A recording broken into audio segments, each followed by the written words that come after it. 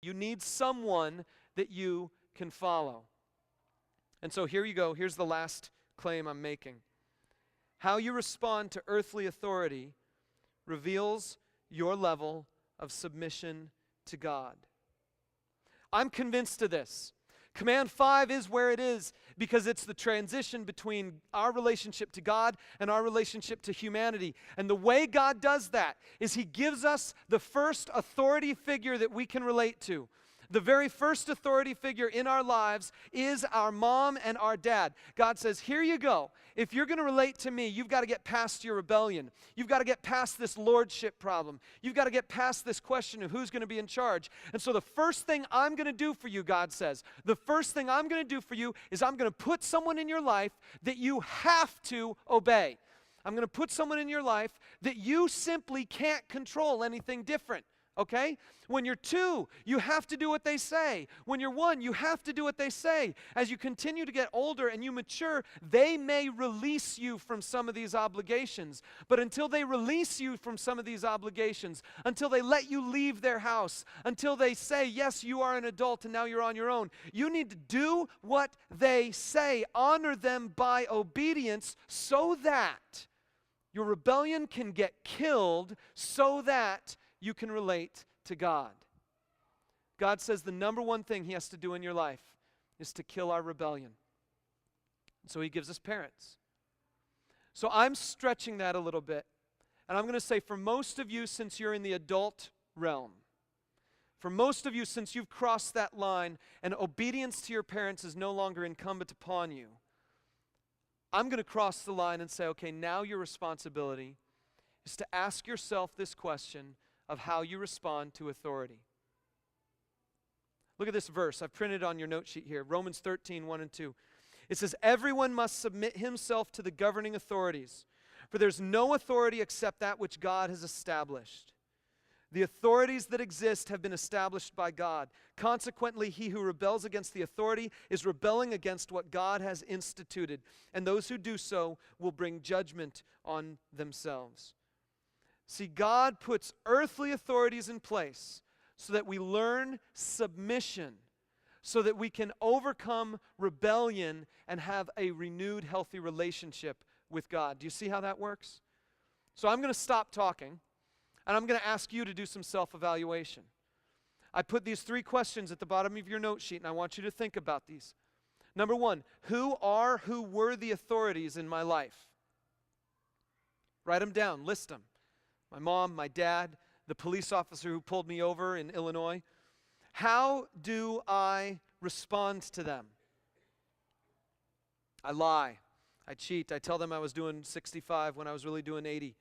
How do I respond to them? And what does that say about my heart? Our response to earthly authority reveals our willingness to submit. And without submission, there's no relationship to God. So there we are.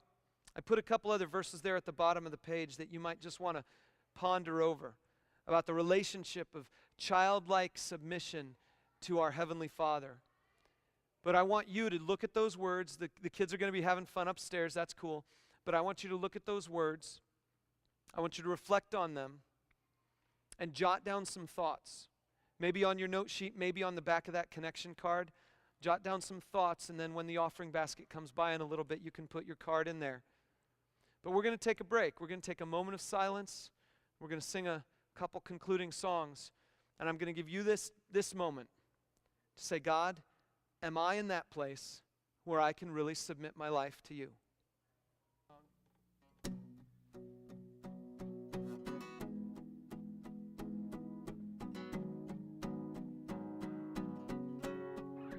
God, in my living, there in my breathing, God in my waking, God in my sleeping, God in my resting, there in my working, God in my thinking, God in my speaking.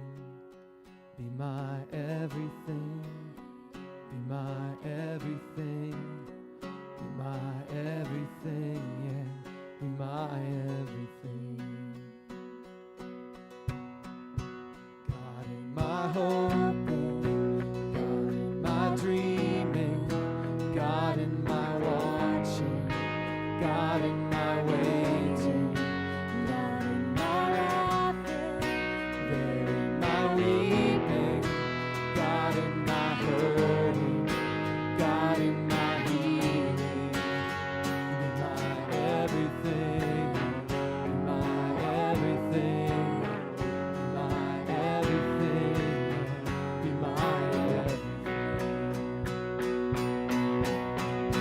Christ in me, Christ in me, Christ in me, Christ in me, the hope of glory, be my everything.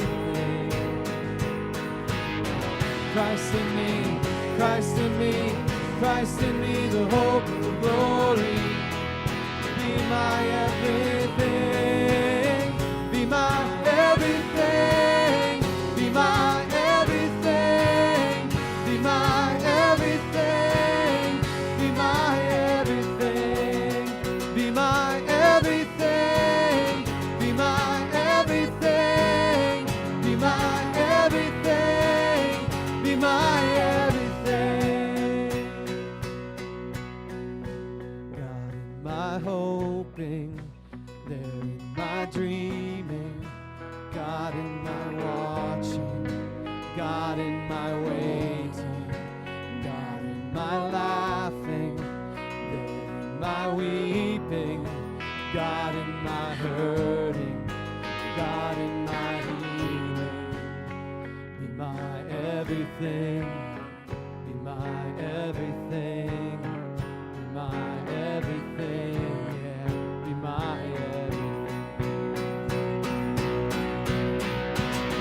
Be my everything, be my everything, be my everything, be my everything, be my everything, be my everything, be my everything, be my everything. Christ in me, Christ in me, Christ in me, Christ in me, the hope of glory.